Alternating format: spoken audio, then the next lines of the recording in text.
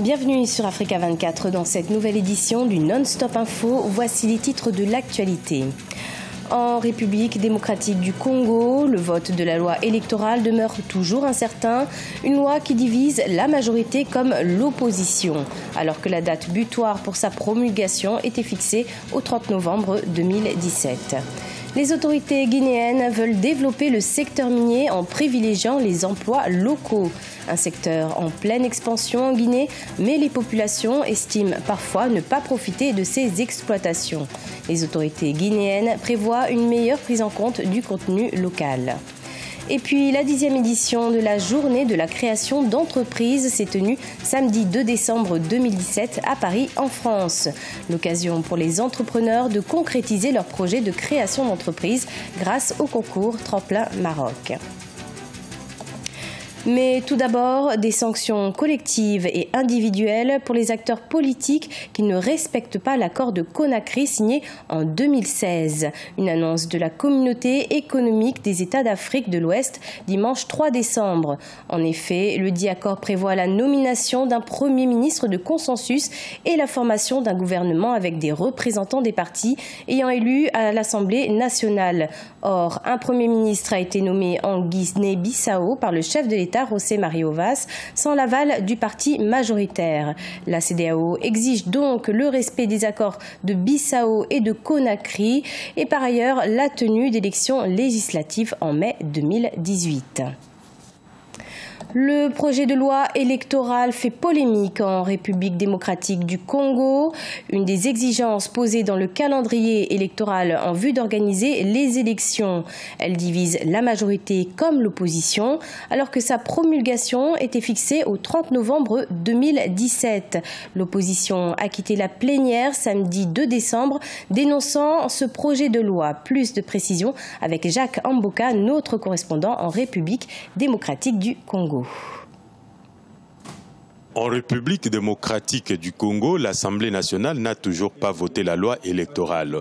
Le projet de loi a été discuté en commission sans les députés de l'opposition qui ont boycotté les travaux. Mais présente au début de la plénière de ce samedi 2 décembre 2017, l'opposition a de nouveau quitté la salle, dénonçant plusieurs dispositions qui expriment, selon elle, la volonté du parti au pouvoir à tolérer la fraude et la tricherie. Les députés de l'opposition s'insurgent contre l'attitude cavalière des députés du PPRD, de certains collègues de la majorité présidentielle, des membres du bureau de la commission PAJ appartenant à la MP, d'opérer nuitamment un forcing pour faire passer ces projets de loi anticonstitutionnels, antidémocratiques, liberticides et porteurs de germes de troubles sociaux, dans le seul but d'organiser une tricherie électorale à grande échelle. Le projet de loi électorale fait partie des exigences politiques contenues dans le calendrier électoral publié le 5 novembre 2017 par la CENI. La loi électorale devrait être promulguée par le chef de l'État au plus tard le 30 novembre 2017. Le non-respect de cette échéance affecte le calendrier qui a prévu la tenue de la présidentielle couplée aux 2 législatives le 23 décembre 2018.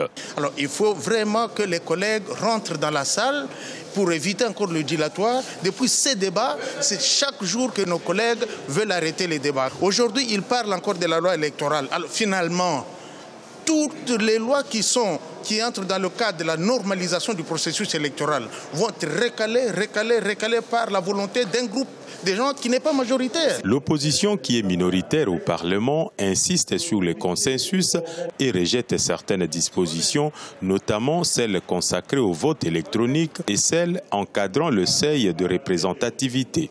Si la politique de la chaise vide ne paye pas, disent les députés de la majorité présidentielle, une question reste posée. Va-t-on voter la loi électorale sans les députés de l'opposition? C'est un pari qui ne sera pas sans conséquences sur la démocratie congolaise, estiment les analystes.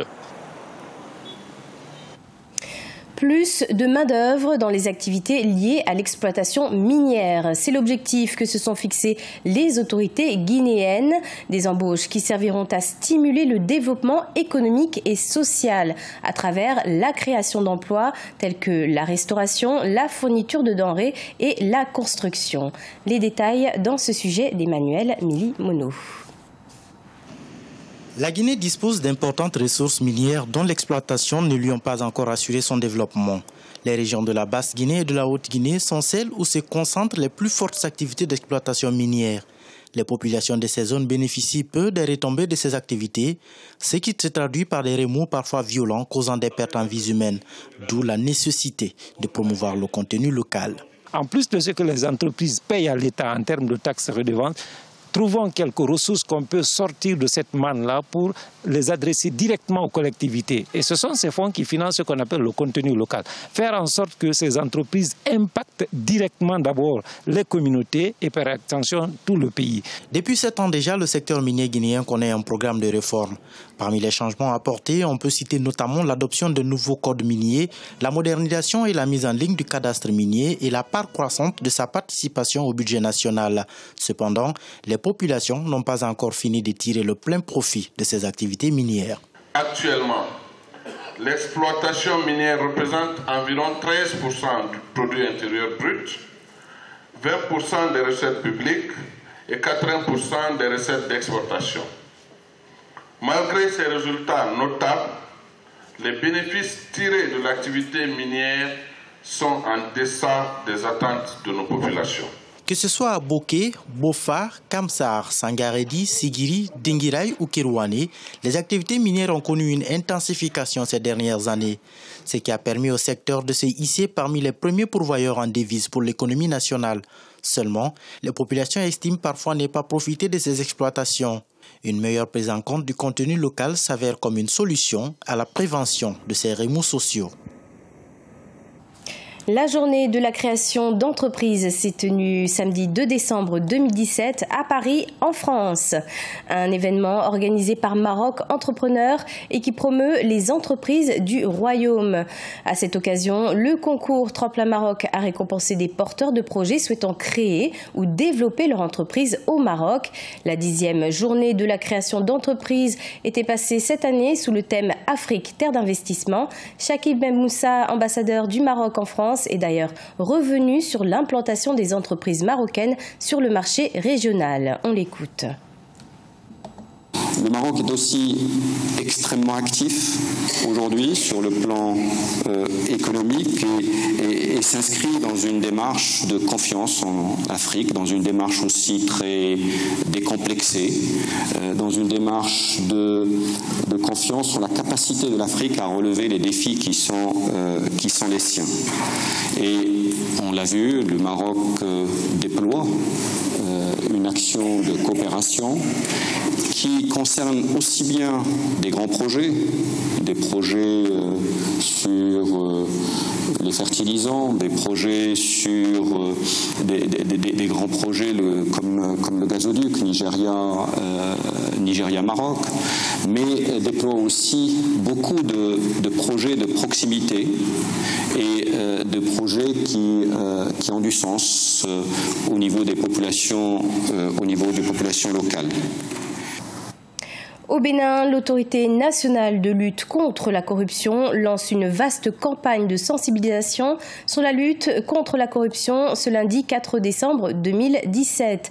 Elle portera sur plusieurs actions, notamment la vulgarisation de la loi 2011-2020 du 12 octobre 2011 portant lutte contre la corruption et autres infractions connexes en République du Bénin. Ainsi, 19 équipes composées de 2 personnes ont été mises sur pied pour une mission se déroulant jusqu'au 7 décembre au niveau des 22 ministères et 77 communes et qui s'achèvera le 8 décembre au niveau des chefs-lieux des départements. Cette campagne s'inscrit dans le cadre de la 12e édition de la Journée nationale de lutte contre la corruption prévue le 8 décembre 2017. C'était le journal de la rédaction. Merci de l'avoir suivi. Retrouvez dans un instant une nouvelle édition de l'information sur Africa 24.